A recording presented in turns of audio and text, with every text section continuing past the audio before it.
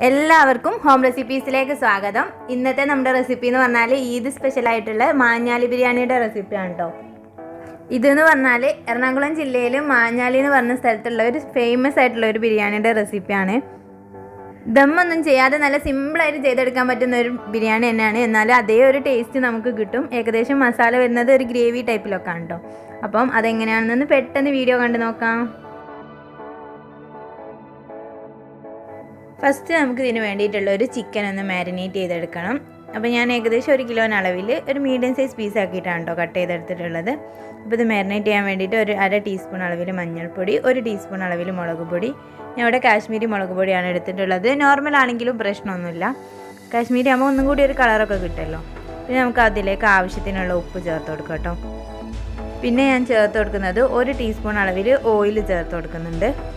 അതുപോലെ തന്നെ ഇതിലേക്ക് കുറച്ച് വിനെഗറും കൂടി ചേർത്ത് കൊടുക്കുന്നുണ്ട് കേട്ടോ. അല്ലെങ്കിൽ നാരങ്ങ നീരുണ്ടെങ്കിൽ അത് ചേർത്താലും മതി. എന്നിട്ട് നമുക്ക് നല്ലപോലെ കൈവച്ചിട്ടൊന്ന് മിക്സ് ചെയ്തിട്ട് എടുക്കാം. വേറെ വെള്ളമൊന്നും ഇതിലേക്ക് ചേർക്കുന്നില്ല. വേണമെങ്കിൽ നിങ്ങൾക്ക് 1-2 ടീസ്പൂൺ അളവിൽ വെള്ളം കൂടി ചേർത്തിട്ട് മിക്സ് ചെയ്തെടുത്താൽ മതി. ചിക്കൻ മാരിനേറ്റ് ചെയ്തതിന് ശേഷം അരമണിക്കൂറൊക്കെ വെക്കുകയാണെങ്കിൽ നല്ലതായിരിക്കും. അല്ലെങ്കിൽ ഇതുപോലെ തന്നെ പെട്ടെന്ന് ചെയ്തെടുക്കുകയാണെങ്കിൽ ഒരു പാനിലേക്ക് ഇട്ട് കൊടുക്കാം.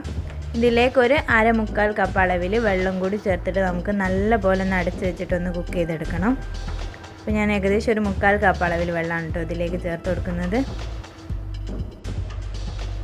ഇതടച്ച് വെച്ചിട്ട് തന്നെ കുക്ക് ചെയ്യുമ്പോൾ ചിക്കനൊക്കെ ഉള്ള വെള്ളം ഇറങ്ങിയിട്ട് നല്ലപോലെ വെള്ളം ഉണ്ടാവും. ഏകദേശം 1/4 കപ്പ് അളവിൽ വെള്ളം ചേർത്ത് കൊടുത്ത് നല്ലപോലെ കുക്ക് ചെയ്തെടുക്കുന്നുണ്ട്. വേണമെങ്കിൽ ഇടയ്ക്കൊന്ന് തുറന്ന് നോക്കി ജസ്റ്റ് ഒന്ന് ഇളക്കി കൊടുക്കാം കേട്ടോ. ഇത് ഏകദേശം ഒരു 1/4 വേവ് ആവുന്നത് വരെ നമ്മൾ നല്ലപോലെ ഒന്ന് കുക്ക് ചെയ്തിട്ട് എടുക്കണം. ഇപ്പോൾ ഏകദേശം കറക്റ്റ് വേവ് ആയിട്ടുണ്ട്. മൊത്തമായിട്ട് വെന്ത് കൊഞ്ഞു പോകുന്ന രൂപത്തിലല്ല. ഏകദേശം ഒരു 1/4 വേവ് ആവുന്ന സമയത്ത് തന്നെ നമ്മൾ ഇതിൽ നിന്നുള്ള വെള്ളമൊക്കെ ഒന്ന് കോരിയിട്ട് മാറ്റി വെക്കാം. ഇനി നമുക്ക് ജസ്റ്റ് ഒന്ന് ഫ്രൈ ചെയ്തും കൂടി എടുക്കണം. അതിന് വേണ്ടിയിട്ടാണ് വെള്ളമെല്ലാം നമ്മൾ മാറ്റിയിട്ട് വെക്കുന്നത്. വെള്ളം ഒന്നും കളയാനുള്ളതല്ല കേട്ടോ, നമുക്ക് ഇതിലേക്ക് തന്നെ ആവശ്യമായിട്ടുള്ളതാണ്.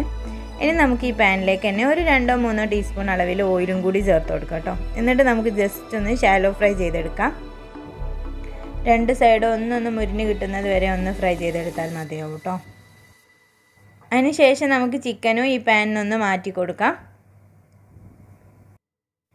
വീഡിയോ കണ്ടുകൊണ്ടിരിക്കുമ്പോൾ നിങ്ങൾക്ക് വീഡിയോ ഇഷ്ടപ്പെടുകയാണെങ്കിൽ പ്ലീസ് ഒന്ന് ലൈക്ക് ചെയ്തേക്കണേ. ഇതേ ഓയിലിലേക്ക് തന്നെ നമ്മൾ ബാക്കി ഇൻഗ്രീഡിയൻസും കൂടിയൊക്കെ ഒന്ന് ചെയ്തിട്ടെടുക്കുകയാണ് ചെയ്യുന്നത്. അപ്പോൾ ഫസ്റ്റ് തന്നെ നമ്മൾ കുറച്ച് കറിവേപ്പില ചേർത്ത് കൊടുക്കുന്നുണ്ട്. പിന്നെ ഏകദേശം ഒരു 3 സവാള, ഒരു മീഡിയം സൈസ് സവാള ഞാൻ ഇതുപോലെ കട്ട് ചെയ്തെടുത്തിട്ടുള്ളതാണ് ചേർക്കുന്നത്. അപ്പോൾ ഈ സവാള നമുക്ക് നല്ല സോഫ്റ്റായിട്ട് വഴറ്റിയിട്ട് എടുക്കണം. അപ്പോൾ അതിന് വേണ്ടിയിട്ട് ഞാൻ ഇവിടെ കുറച്ച് ഉപ്പും കൂടി ചേർത്തിട്ടാണ് കേട്ടോ നല്ല പോലെ ഒന്ന് വഴറ്റിയിട്ട് എടുക്കുന്നത്. ഉപ്പ് ഏകദേശം കുറച്ച് ഈ സമയത്ത് ചേർക്കാം. ബാക്കിയുള്ളത് നമുക്ക് പിന്നെ നോക്കിയിട്ട് ചേർത്താൽ മതി. അപ്പോൾ സവാളൊക്കെ നല്ല സോഫ്റ്റായിട്ട് തന്നെ കിട്ടിയിട്ടുണ്ട്. ഇനി നമുക്ക് ഇതിലേക്ക് വേണ്ടിയിട്ടുള്ള ഇഞ്ചി വെളുത്തുള്ളി പേസ്റ്റാണ് ചേർത്ത് കൊടുക്കുന്നത്. അപ്പോൾ ഇഞ്ചി വെളുത്തുള്ളി പേസ്റ്റിൻ്റെ കൂടെ ഞാൻ 2 പച്ചമുളകും കൂടി ചേർത്തിട്ട് അരച്ചിട്ടുള്ളതാണ് കേട്ടോ. അപ്പോൾ അല്ലെങ്കിൽ നിങ്ങൾക്ക് പച്ചമുളക് 2 ഇതിലേക്ക് ചെറിയ പീസായിട്ട് കട്ട് ചെയ്തിട്ടിട്ട് ചേർത്താലും മതി. അപ്പോൾ ഇതിൻ്റെ ഒരു പച്ചമണം മാറുന്നത് വരെ ഒന്ന് നമുക്ക് വഴറ്റിയെടുക്കാം കേട്ടോ. അപ്പോൾ ഒരു പച്ചമണമൊക്കെ പോയതിന് ശേഷം നമുക്ക് ഇതിലേക്ക് ആവശ്യമായിട്ടുള്ള പൊടികളൊക്കെ ഒന്ന് ചേർത്ത് കൊടുക്കാം. 1/2 ടീസ്പൂൺ അളവിൽ മഞ്ഞൾപ്പൊടി, 1 ടീസ്പൂൺ അളവിൽ മുളക് പൊടി ഞാൻ ചേർത്ത് കൊടുക്കുന്നത്. പിന്നെ ഇതുപോലെ 2 ടീസ്പൂൺ അളവിൽ മല്ലിപ്പൊടിയാണ് ഇപ്പം ഞാൻ ചേർക്കുന്നത്. പിന്നെ കുറച്ചും കൂടി മുളക് പൊടി എനിക്ക് കുറവുണ്ടെന്ന് തോന്നുന്നതുകൊണ്ട് ഒരു 1/4 ടീസ്പൂണും കൂടി ചേർത്തിട്ടുണ്ട്. അപ്പോൾ ഇത് നല്ലപോലെ ഒന്ന് മിക്സ് ചെയ്തെടുക്കാം. ഈ പൊടിയൊക്കെ ഒന്ന് മൂത്തിട്ട് ഇതിൻ്റെ സ്മെല്ലൊക്കെ ഒന്ന് പോകുന്നത് വരെ ഒന്ന് ജസ്റ്റ് ഒന്ന് മിക്സ് ചെയ്ത് കൊടുക്കണം കേട്ടോ. അതിന് ശേഷമാണ് നമ്മളിതിലേക്ക് തക്കാളി ചെറുതായിട്ട് അരിഞ്ഞിട്ടുള്ളത് ചേർത്ത് കൊടുക്കുന്നത്. ഒരു 2 തക്കാളി ഞാൻ അരിഞ്ഞത് ചേർത്ത് കൊടുക്കുന്നുണ്ട് കേട്ടോ. അത്യാവശ്യം നല്ല വലിപ്പമുള്ള ഒരു തക്കാളി തന്നെയാണ് ചേർത്ത് കൊടുക്കുന്നത്. അപ്പോൾ ഈ തക്കാളി നല്ല സോഫ്റ്റായിട്ട് കിട്ടാൻ വേണ്ടിയിട്ട് നമ്മളൊരു 2 മിനിറ്റ് അടച്ച് വെച്ചതിന് ശേഷമാണ് കേട്ടോ ഇത് വാട്ടിയിട്ട് എടുക്കുന്നത്. അപ്പോൾ തക്കാളി നല്ല സോഫ്റ്റായിട്ട് ഇവിടെ വന്നിട്ടുണ്ട്. നല്ല സോഫ്റ്റായിട്ട് വഴന്ന് കിട്ടാന്നുള്ളതാണ് കേട്ടോ നമ്മൾ ഇതിൻ്റെ മസാലേൻ്റെ ഒരു പ്രത്യേകത.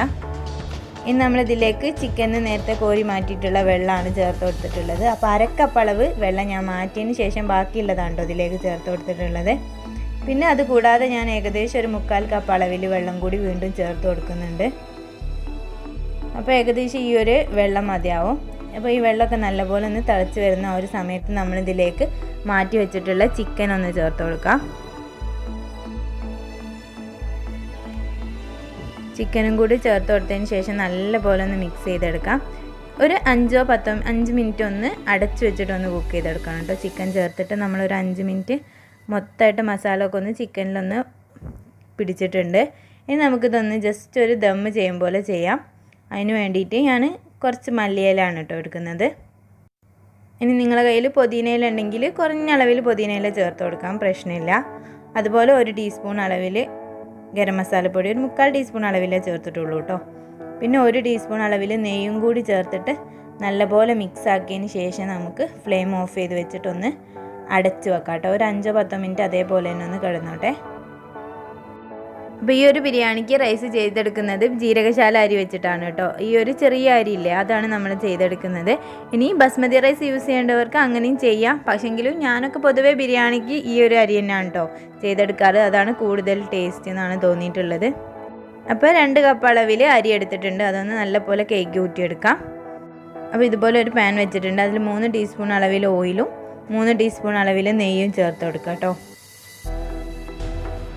അപ്പോൾ പിന്നെ നമ്മൾ ദമ്മ് ചെയ്യുമ്പോഴൊക്കെ ചേർക്കാൻ വേണ്ടിയിട്ട് ഒരു സവാള നല്ല ചെറുതായിട്ട് അരിഞ്ഞത് ഒന്ന് പൊരിച്ചിട്ടെടുക്കണം. അതിന് വേണ്ടിയിട്ടുള്ള ഉള്ളി ഞാനിവിടെ ഇതിലേക്ക് ചേർത്ത് കൊടുത്തിട്ടുള്ളത്.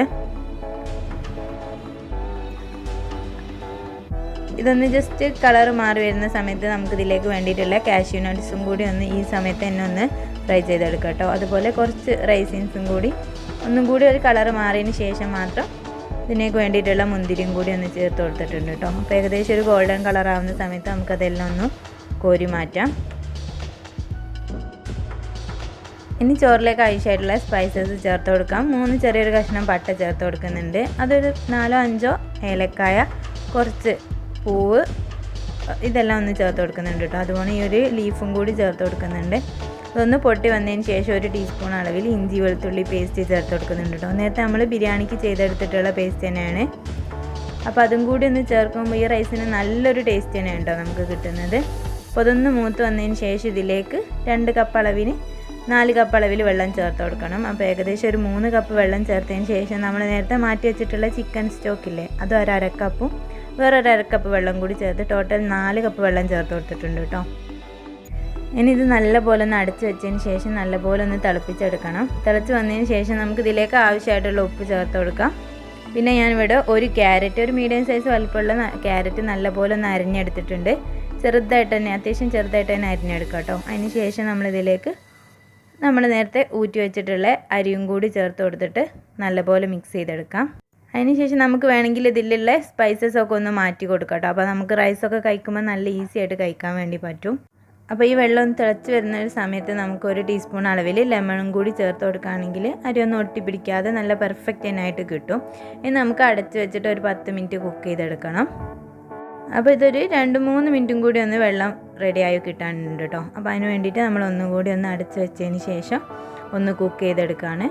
അപ്പോൾ ഒരു 3-4 മിനിറ്റ് കഴിഞ്ഞപ്പോൾ ഏകദേശം ഇത് പെർഫെക്റ്റ് ആയിട്ട് കിട്ടിയിട്ടുണ്ട്. നമുക്ക് ഫ്ലെയിം ഓഫ് ചെയ്ത് വെക്കാം. അതിൻ്റെ മുമ്പായിട്ട് ഞാൻ ചെറിയൊരു ദമ്മ് പോലെ ചെയ്യാൻ വേണ്ടിയിട്ട് നേരത്തെ നമ്മൾ കോരി മാറ്റി വെച്ചിട്ടില്ലേ, അതിൽ നിന്ന് കുറച്ച് സവാളയും അണ്ടിമുന്തിരിൻ്റെ മിക്സും കൂടി ഇതിലേക്ക് ചേർത്ത് കൊടുക്കുകയാണ്. അതുപോലെ കുറച്ച് മല്ലിയില അരിഞ്ഞതും കൂടി ഇതിലേക്ക് ചേർത്ത് കൊടുക്കുന്നുണ്ട് കേട്ടോ. പിന്നെ ഒരു കുറച്ച് ഗരം മസാലപ്പൊടി മുകളിലൊന്ന് വിതറി കൊടുക്കുന്നുണ്ട്. അപ്പോൾ ഇങ്ങനെ നോർമലായിട്ട് നമ്മൾ ദമ്മിടുന്ന പോലെ തന്നെ ജസ്റ്റ് ഒന്ന് ചോറൊന്ന് ദമ്മിട്ടിട്ട് വെക്കുകയാണ് കേട്ടോ ചെയ്യുന്നത്. ഇനി നമുക്ക് ഈ സമയത്തൊന്ന് ഒരു അടച്ച് വെച്ച് ഒരു 10 മിനിറ്റ് കഴിയുമ്പോഴായിക്കോട്ടെ നമ്മളെ ചോറിൻ്റെ ഒക്കെ അളവൊക്കെ നല്ല കറക്റ്റായിട്ട് വെന്തിട്ട് പാകമായിട്ട് കിട്ടുക. അപ്പോൾ ഏകദേശം ഒരു 10 മിനിറ്റ് കഴിഞ്ഞപ്പോൾ തുറന്നപ്പോൾ ഇതാ നല്ല പെർഫെക്റ്റ് തന്നെയായിട്ട് നമുക്ക് കിട്ടിയിട്ടുണ്ട്. കട്ടൊന്നും പിടിക്കാത്ത ചോറ് തന്നെയായിട്ട് നമുക്ക് കിട്ടിയിട്ടുണ്ട് കേട്ടോ. അപ്പോൾ ഇത്രേ ഉള്ളൂ കേട്ടോ. നല്ല പെർഫെക്റ്റ് ആയിട്ടുള്ള നല്ല ടേസ്റ്റിലുള്ള റൈസ് തന്നെയാണ് ഇവിടെ റെഡി ആയിട്ടുള്ളത്. എന്തായാലും എല്ലാവർക്കും ഇഷ്ടപ്പെടും. ഇനി നമുക്കിത് ജസ്റ്റ് ഒന്ന് സെർവ് ചെയ്യുന്ന ഒരു പ്രോസസ്സും കൂടി ഉള്ളൂ കേട്ടോ. ഇതുപോലെ ഒരു ബൗളിൽ നമ്മൾ ഇതൊക്കെ ഒന്ന് ഇട്ട് കൊടുത്തതിന് ശേഷം ഉള്ളിയും കുറച്ച് മല്ലിച്ചപ്പ് ഇട്ട് കൊടുത്തതിന് ശേഷം ചോറ് ഇതുപോലെ ഒന്ന് മൊത്തമായിട്ടൊന്ന് വിളമ്പി കൊടുക്കുകയാണ് ചെയ്യുന്നത്. ഏകദേശം ഒരു ദമ്മ് ചെയ്യുന്ന ഒരു രൂപത്തിൽ നമ്മൾ സെർവ് ചെയ്യാൻ കേട്ടോ ചെയ്യുന്നത്. ഇത് നമുക്കൊരു പ്ലേറ്റിലേക്ക് കൊട്ടി കൊടുക്കാം. ഇതാ നല്ലപോലെ ഒന്ന് മിക്സ് ചെയ്ത് വെച്ചിട്ടുണ്ട്. ഇനി നമുക്കിതൊരു സെർവിങ് പ്ലേറ്റിലേക്ക് മാറ്റി കൊടുക്കാം. അതിനുശേഷം നമ്മളിതിൻ്റെ സൈഡിലായിട്ട് ചിക്കൻ്റെ നേരത്തെ ചെയ്ത് വെച്ചിട്ടുള്ള ഗ്രേവി ടൈപ്പ് ഉണ്ടല്ലോ, അതും കൂടി സെർവ് ചെയ്യാണ് ചെയ്യുന്നത്. ഇനി ഇതല്ലെങ്കിൽ നമുക്ക് വേറൊരു മെത്തേഡ് എന്ന് പറയുന്നത് ചിക്കൻ ഫസ്റ്റ് വിളമ്പിയതിന് ശേഷം അതിൻ്റെ മുകളിലേക്ക് ചോറ് വിളമ്പിയിട്ട് നോർമലി ബിരിയാണി ഒന്ന് ദമ്മിടുന്ന രൂപത്തിൽ നമുക്ക് ചെയ്തെടുക്കാം കേട്ടോ.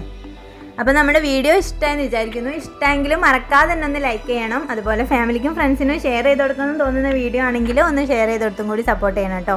അപ്പോൾ ചാനൽ സബ്സ്ക്രൈബ് ചെയ്യാത്തവരാണെങ്കിൽ പ്ലീസ് ഒന്ന് സബ്സ്ക്രൈബും കൂടി ചെയ്യുക. അപ്പോൾ ഇതുപോലത്തെ നല്ല റെസിപ്പി ആയിട്ട് വീണ്ടും കണ്ടുമുട്ടാം.